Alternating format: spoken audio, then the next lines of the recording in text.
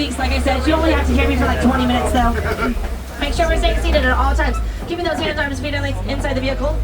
Go ahead and store those personal belongings on the ground or tightly in your hands. If they fall, well, they won't really be all that pretty when you get them back. So, alright, now we're heading back into the little Aturi forest. We'll keep those eyes and cameras peeled for animals with a whole lot of camouflage. It's important for them to blend into their surroundings. Go ahead and turn those cameras to sport or action mode because these are real life animals like I'm a real life person. No animatronics out here. Now there on the right hand side is an okapi. It might look as if it's related to a zebra with those hind legs, but its only known relative is actually a giraffe. We know because of its prehensile tongue, which does mean finger-like, and its unique skull shape. There are actually two out there. Do you see it? Now moms are going to be able to use infrasonic waves to speak to their young, just like that one there. Especially when they are hidden in the bushes where they keep their nest. The young don't defecate or have a scent on them for the first 60 to 90 days to help keep themselves safe from predators. Now as they return to adulthood, they're going to use scent markers and sometimes a verbalization that sounds like a ch to communicate together instead. They are being poached for those horns of... Nope, they are not being poached for horns, they're being poached for their pelts. Wow, and it's only 8 a.m. Now if you're on the right hand side, there are some saddle-built storks. You can't see it right now, but they get their name from that. Oh, there it is, the saddle-looking marking on their bill. They reach up to 5 foot tall and weight with a wingspan of 9 foot, which is armrest to armrest with your benches. But they're one of the few birds that don't vocalize. They're going to clack and rattle their bill to communicate instead. They're also omnivores. On the left hand side is an herbivore, the black rhinoceros. Herbivore, vegetarian, eating only plants. They are not predators and they don't have a natural predator. They're the smaller of the two species here on the reserve, weighing only 2,000 to 3,000 pounds. And black rhinos are a much more solitary type of species than other rhinos, so you'll usually see them all alone.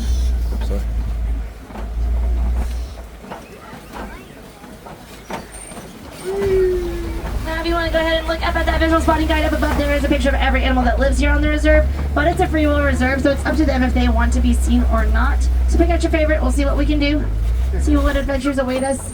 There is another saddle-built stork over here on the left-hand side, and like I said, they are omnivores, so they're going to eat seeds, nuts, berries, plants, herbs, as well as small fish, insects, and reptiles. Alright, now we are leaving the little Aturi forest and heading over to the Safi River.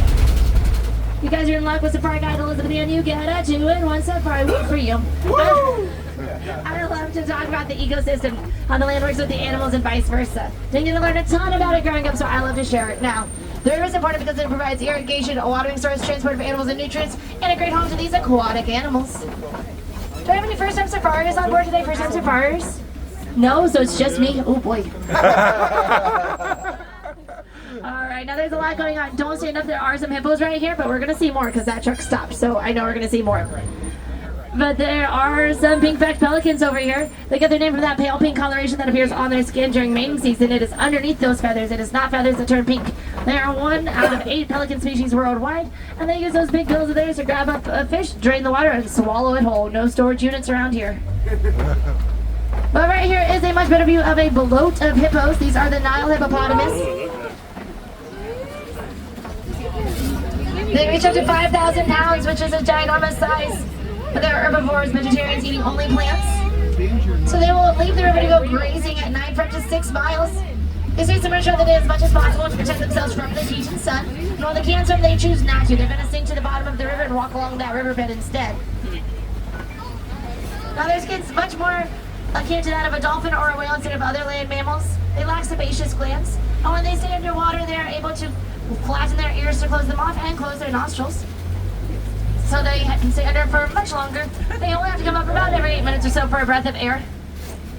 Now they are incredibly territorial and they will protect what's theirs even though they aren't predators. And they actually don't have a top lock on that jaw so they can open it 180 degrees. And their tails are very unique. They're actually named dong spreaders and their excrement is super great for the ecosystem. So when they excrete, they spread it throughout that river to make a healthier ecosystem. Super fun.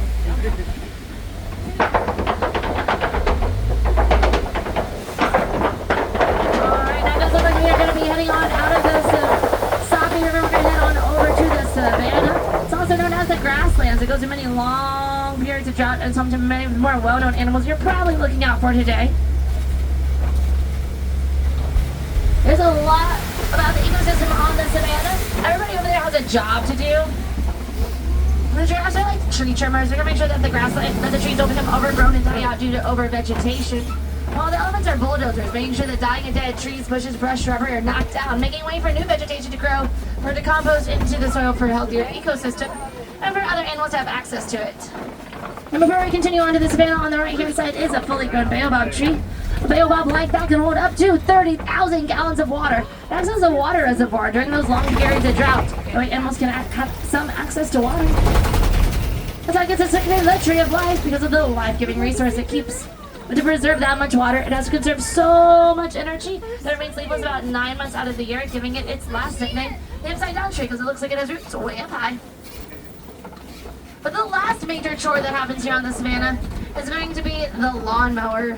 There's a lot more lawnmowers than there are tree trimmers or bulldozers. Now the lawnmowers are going to make sure that the grasslands stay cut down so it's easier to migrate, as well as have access for new things to grow. Now the lawnmowers are going to be consisting of hoof stock, so that's going to be Ankole cattle, wildebeest, zebras, springboks, sable antelopes, elands, anything with hooves. Any antelope or elk you can think of pretty much, as well as rhinoceros. They're often going to be put into that as well. It's pretty much every other animal we're going to see today that is an herbivore. Now you see these green pickup trucks, ATVs, or people walking around in those green clothes. Those are animal programs, and they work on the reserve to make sure that it stays in working order and that the animals are always doing well. On your future adventures today out in that wild, if you see them, give them a big old thank you. You'll find them all around.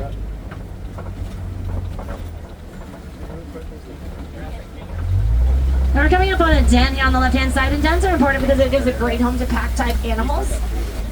Which it looks like it's being inhabited by a pack of African-painted dogs hanging out there in the sun. I'm going to come around this rock and you might be able to see them a little bit better. That patchwork coat of theirs does aid in camouflage and identification. It's unique to each and every one of them. They're one of the world's most successful predators with an 80% success rate while hunting. And they live in packs of 5 to 15 with an alpha male and an alpha female leading the pack. They are usually part of a familial unit as well.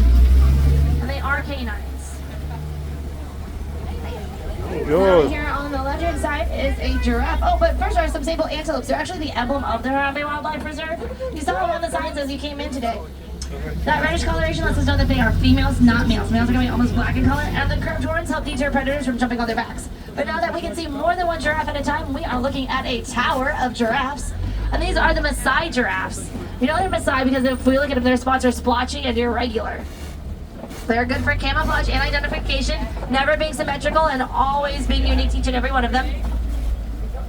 They reach 16 to 20 feet tall, and those prehensile tongues, which do mean finger-like, are 16 to 20 inches long. Inside their super long necks, they have 7 vertebrae, which is actually the same number that you and I have in our necks. Theirs are just a whole lot bigger. Now those actually aren't horns on top of their head, those are ossicones.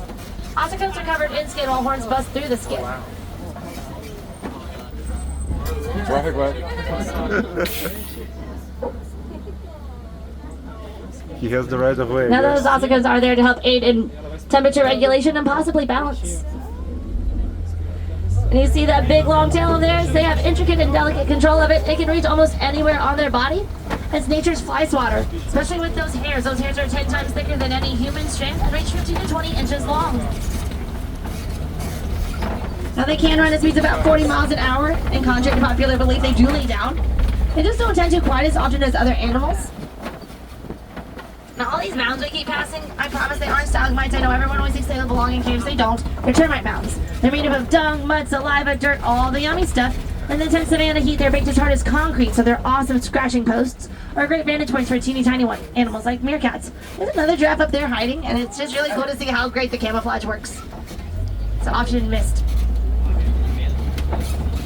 Now straight ahead is a dazzle of Hartman Mountain zebras. Now those stripes are just like the spots of a giraffe. They're never going to be symmetrical or else they wouldn't work as camouflage. And they're never going to be the same. They're always unique for identification.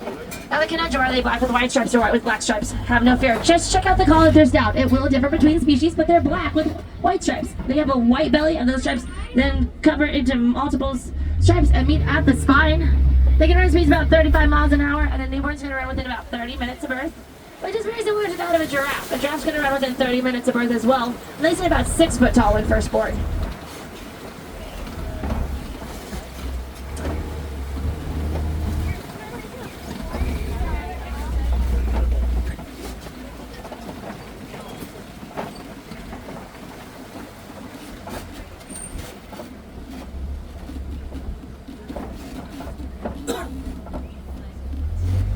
Has anyone seen their favorite animal yet, or are we still looking? The hippos were a favorite? They're pretty cool. They're one of my favorites. Alright, now it does look like we're going to see a bulldozer of the savannah. The world's largest living land mammal, the African elephant. It reaches 15,000 pounds plus during adulthood and takes up to 300 pounds of vegetation in a singular day. You have a good guess that this is going to be a male because it is all alone. Males go out on their own between ages 13 and 15, even though adulthood doesn't have until age 16. They're going to live solitarily or in a small bachelor pod of 2 to 4. The rest of the elephants are going to live in a matriarchal herd called a memory. There is one head female to be in charge of that memory, and they'll raise their young together. They're incredibly expressive, communicative, and emotive animals. The males will go back home and visit that memory they were born into, and all elephants will remember where good food or good water was to go back and find it again, or where bad things happen and avoid those poaching incidents areas, things like that. Now that trunk has 100,000 plus muscles in it, and 2 little projections on the end that are going to work a lot like fingertips, making that trunk a lot like our hand and arm. They can hold up to 8 liters of water in their trunk at any given time, and they have 15 different vocalizations, not just the that we all know and love. They can be heard for up to 5 miles away, and with their ginormous ears, they can actually hear for up to 5 miles away. Now they have incredibly sensitive skin, a lot like me up here, and so they're going to use that big strong trunk, grab up mud and dirt, and sling it on their backs to use as a natural sun protectant. Nature sunscreen, mud. But they have incredible ways to keep themselves cool. These animals don't have access to AC. That's something I've been trying to point out with every animal we've seen, but they have the most awesome air conditioning of all. They're going to flap those big old ears of theirs to cool themselves down a total of 15 degrees. When they get too cold, they can turn into a furnace, and they'll just take them straight out to start heat induction. Now, female's pregnancy is going to last 22 months, so for all the moms back there, give a big sigh of relief that we are not elephants. Now they are being poached for those ivory tusks of theirs, and ways we can help is don't buy anything made out of ivory. There's no buyers, there's no reason to be poaching. Because you can see they love to take them into that red clay right there. It's chock full of minerals that they just love to eat. If you are looking for an ivory alternative, try out Chigua nuts. They're known as vegan ivory, or vegetable ivory.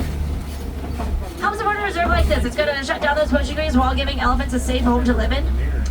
And another way that we can help is make sure that we are helping with coltan recycling. Coltan is a mineral found in our electronics, most primarily our cell phones, and it's also exclusively mined in elephant territories. It is a mineral.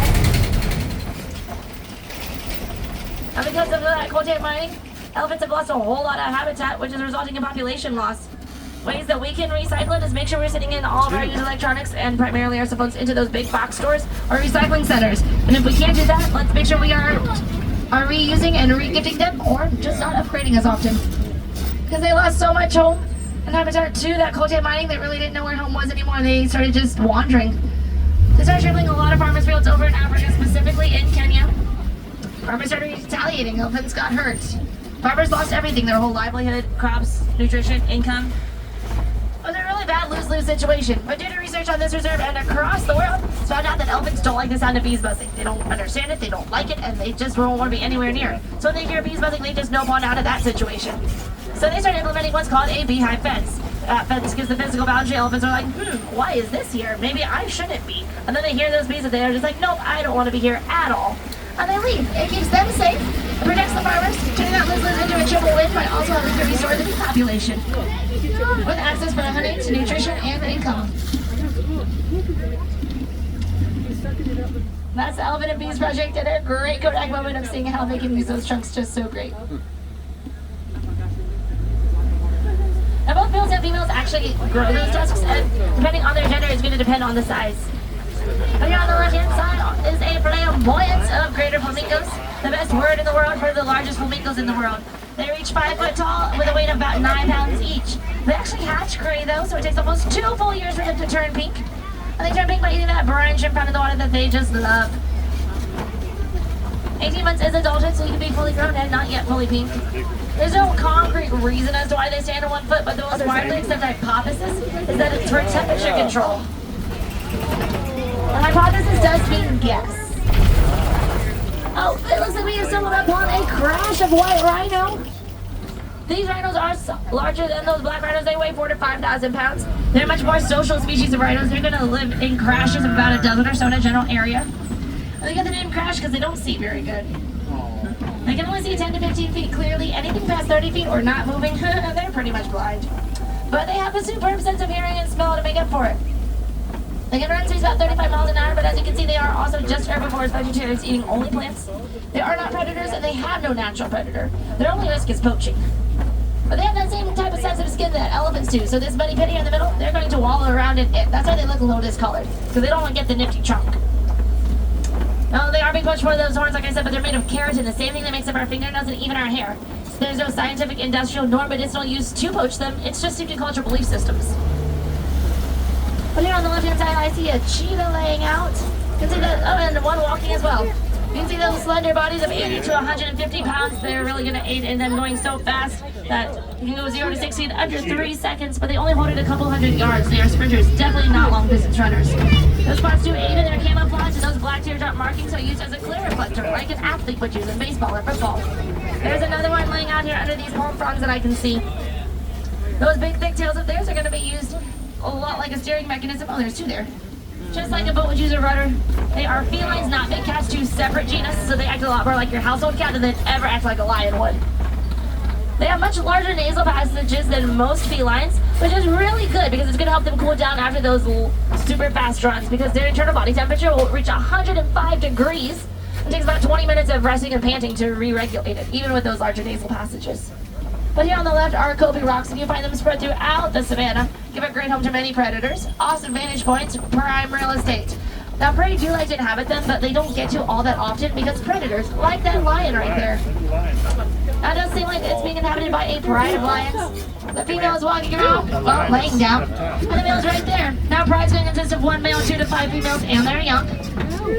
They are nocturnal, so they sleep in or rest 16 to 20 hours a day, meaning they only are awake for 3 years of their life. Yeah. Now, males are very territorial and protective. They're going to take care of their home and their young, while the female does the food provision and the hunting. You can tell that this one is a male because of that hairy mane. The older he gets, the darker it becomes to help signify his age. Their roars can be heard from up to 6 miles away, but they actually have 13 different vocalizations, not just the one roar.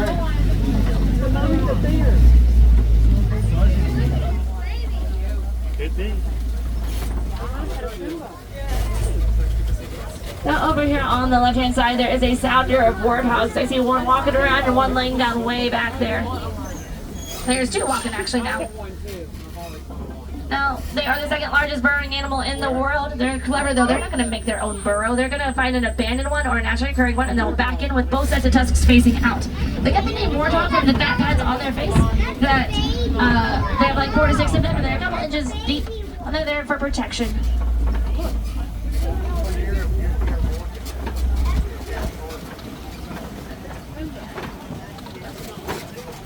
There's another rhino laying down back there.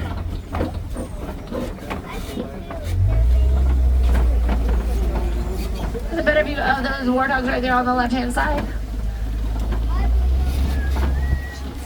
And I didn't see any ostriches out there today.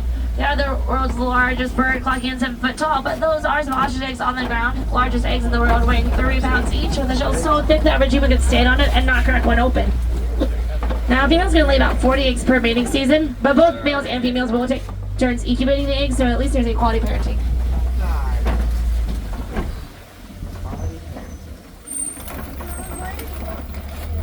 And they're the only bird in the world that cannot fly, even though they have the largest wings. And they're actually omnivores, a lot like those saddle-billed storks we saw at the very beginning. But we just left the savannah and we're going to head on into Magadi Glen, which is pretty awesome. It's where the Warren's Post is. And this is the first ever testing site for those beehive fences that we talked about. The fence gives that physical boundary, and those yellow and black barrels are the beehives. Once again, turning that lose-lose into that triple win. And if you have any interest in it, it is the Elephant and Bees Project. Make sure to ask me at the end of Safari. My windows are always open as I drive in circles. As well as check out Disney's conservation website or DisneyAnimals.com. Now, the warden does have a herd of Nigerian dwarf goats, and they're great farm animals for a couple of main reasons. They love to eat that thorny undergrowth and ivy found in the fields. They produce up to 2 liters of milk per day per goat, great source of nutrition and income, and they're absolutely adorable, and we all want to play with one now. They're also really fun. They find their hacking there by headbutting each other, leaping around, headbutting each other. But if you do want to go play with them and have some antics, no worries. You're going to head on into Harambe Village after you exit the safari truck. You're going to look for that Wildlife Express train. It'll take you on after Vicky's Planet Watch Last train does depart at 5:30 p.m. from the village. So watch your time There you'll find more Nigerian dwarf goats and other farm-like animals, including cows and pigs. Train cast members to answer any questions you might have about veterinary care, procedures, or nutrition that happen here on the reserves, as well as see some behind-the-scenes aspects of how it all stays in working order. You may also be able to meet a Disney animator who can teach you how to draw one of the many animal characters the Walt Disney Company has created over the last century. Now, friends, unfortunately, this is going to be concluding our safari. Those 2 weeks flew by in like 20 minutes. I'm amazed. Y'all were a wild bunch. It was crazy out there. Alright, now I do hope you feel empowered and inspired to go and see what you can do to make a difference.